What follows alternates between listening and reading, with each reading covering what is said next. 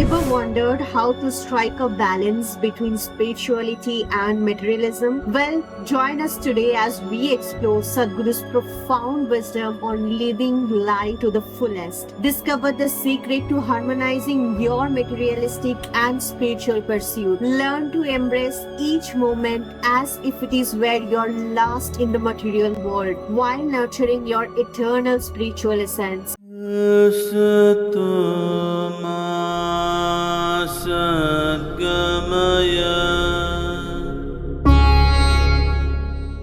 Once you walk the spiritual path, this question and this struggle of how much of spiritual process should I do and how much of whatever is called as life I should do. And for most people the struggle is when they're involved in their day-to-day materialistic functions of life, they will long for the spiritual process. If you give them a spiritual process, they will long to go back to their materialistic way of life. So how much of what or how should I do these two things? You should do your materialistic life. When we say materialistic, that which concerns and satisfies one's physical body and one's mind is materialistic life. It's not right to divide this, but anyway, invariably people divide it. So that which satisfies your body and your mind, how much of it you should do or how you should do means you must do it like you are going to live forever. How much or how I should do my spiritual process, you must do it like today is your last day.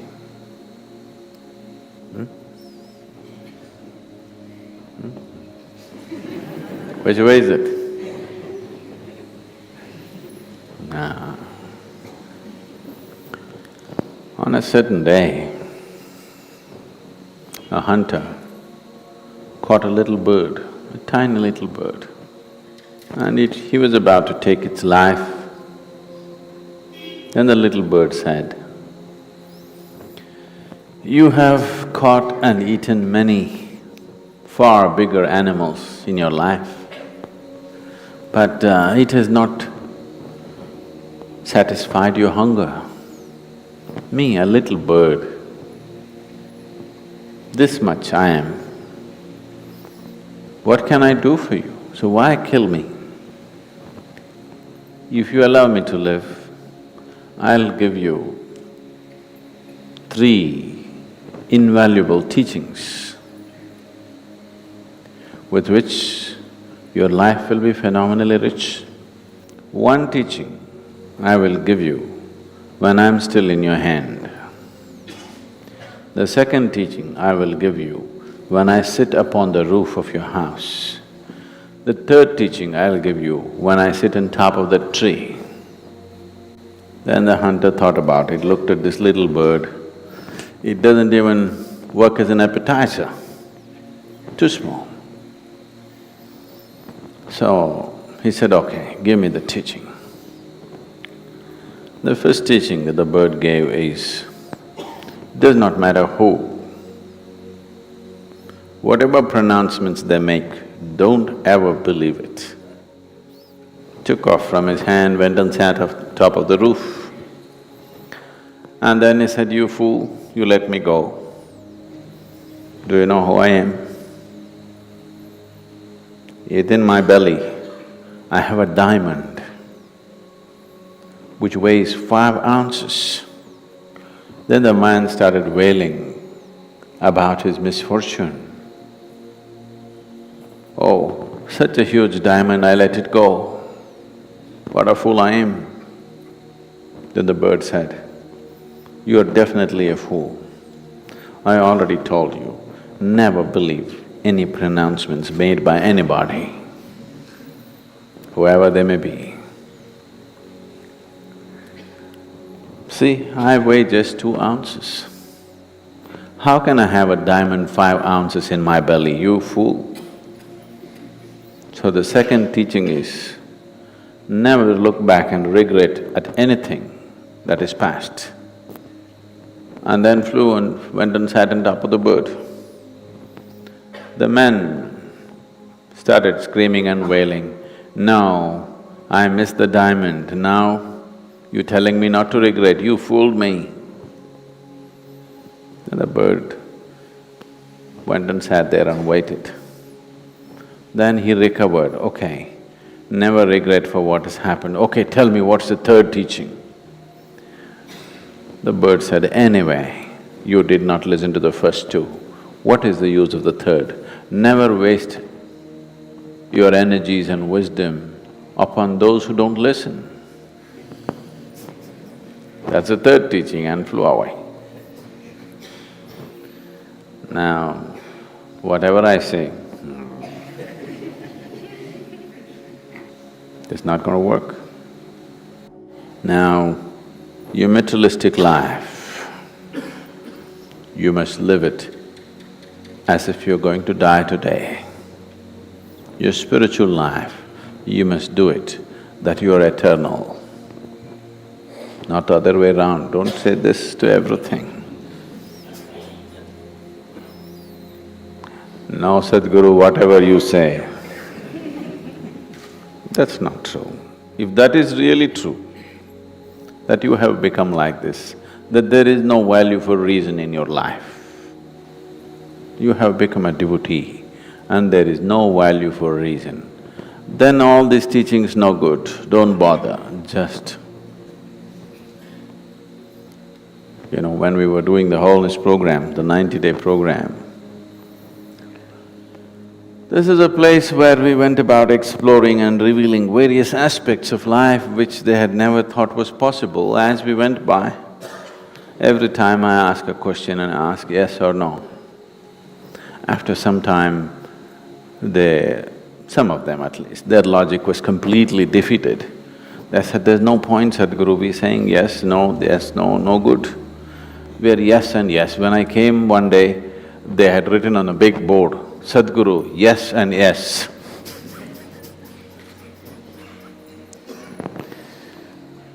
So if you have realized there's no value for your logic, then, yeah, everything doesn't matter. You don't even have to do this.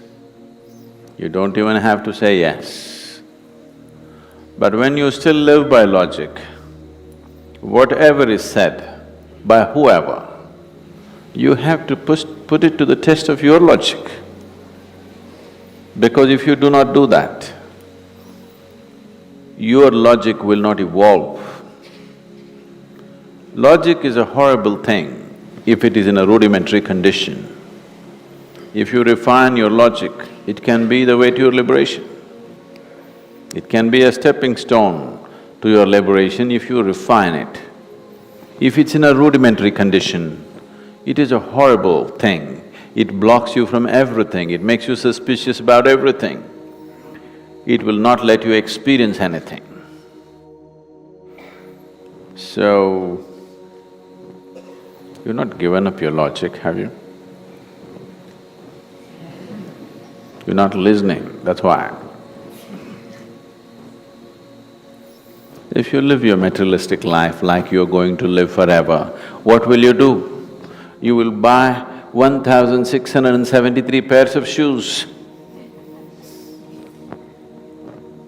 I went to somebody's house in the United States and I was sitting in their house and then I needed to use the bathroom. So I went and opened the door thinking that is the bathroom.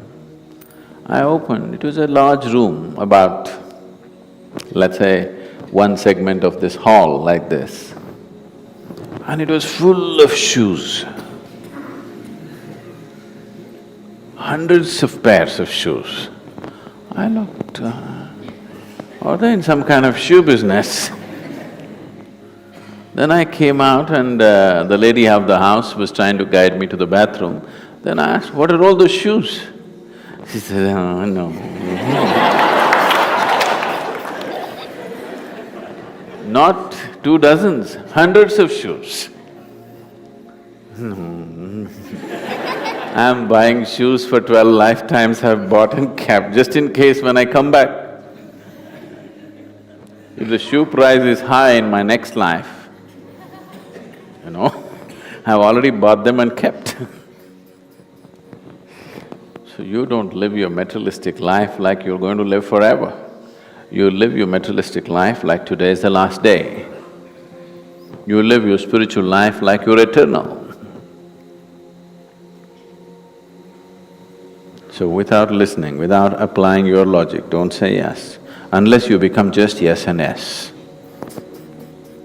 Finding a balance between spiritual and the material aspect of life is essential for holistic well-being and fulfillment. The dichotomy between the spiritual and the material presents a profound challenge that many individuals face in their quest for meaning, purpose, and inner peace. Here are some insight on how to navigate and harmonize the spiritual and the material aspect. One of the key practices in balancing spiritual and the material is cultivating mindfulness with the presence in everyday life. By being fully present in the moment, you can bring a sense of awareness and consciousness to your action, thoughts, and interaction, bridging gap between the material world and the spiritual realm. To achieve balance, it is essential to define your values and priorities clearly. Reflect on what truly matters to you in life, whether it be spiritual growth, personal relationship, career success, or material abundance. By aligning your action with your values,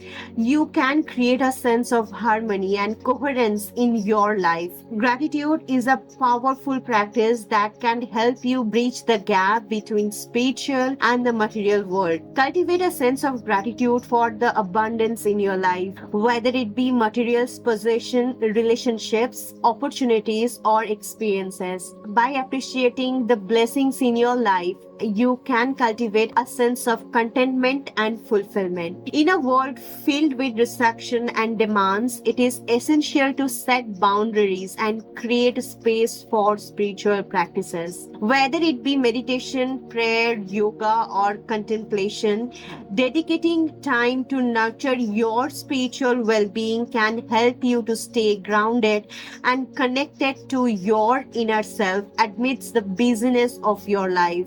Simplicity and minimalism can be a powerful tools in balancing spiritual and material. By decluttering your physical space and simplifying your lifestyle, you can create room for spiritual growth and peace. Let go of attachments of material possession and embrace a more minimalist approach to life. An essential aspect of balancing the spiritual and material is practicing generosity and service. By giving back to others and contributing to the well-being of the community, you can cultivate a sense of interconnectedness and compassion. Act of kindness and service can nourish your soul and bring a deeper sense of purpose and fulfillment. Self-awareness and inner reflection are key practices in balancing in spiritual and material. Time to take introspect, journal, contemplate your thoughts, emotions, and beliefs. By developing a deeper understanding of yourself, you can navigate the complexities of life with greater clarity and wisdom. Ultimately, balancing the spiritual and the material involves recognizing the interconnectedness of all things. The spiritual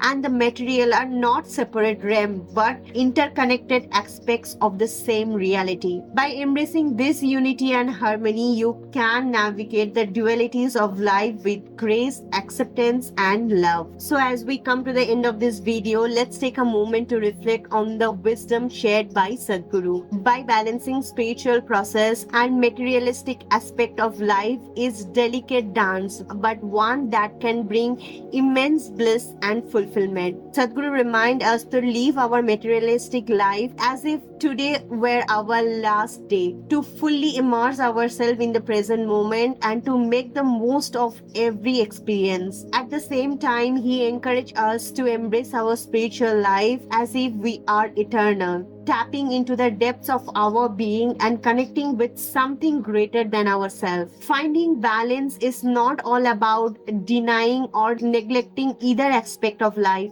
but rather about harmonizing them. It is about integrating the material and the spiritual, understanding that they are not separate but interconnected threads that waves the fabric of our existence. So as we continue our journey, let's carry the wisdom of the blissful balancing act with us. Let embrace both the spiritual and material world, recognizing the richness and the beauty that each brings.